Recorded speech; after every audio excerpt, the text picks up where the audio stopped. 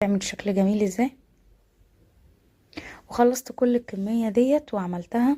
وجبت بقى صوص المانجا. صوص المانجا ده طعمه رهيب، طعمه حكاية كده، تحسوا ان هو مربى مانجا. كنت بحط كده، يعني قلت احط على كل روزيتات نزلتها كده من البلبلة اللي هي شكل الكريمة ده. قلت احط عليها كده تبقى شكلها حلو، لكن لا، ما هما منفعش معاهم الموضوع ده. هما عايزين اغرقه كله، يا ماما غرقيه كله. قلت لهم حاضر، هغرقه لكم كله حاضر. بصراحة عجبهم وكان جميل جدا وكان طعمه حلو. وفكرة حلوة ان انتي تحطي التزيين من تحت مش من فوق. وعشان ما يقعش انا دخلته وسويته في الفرن. بصراحة قلت اعمله لهم كده يبقى جميل وحلو وزي الفل. وجبت علبة عشان ما تكرفش بقى مني في اي حاجة، وحطيت فيها كده.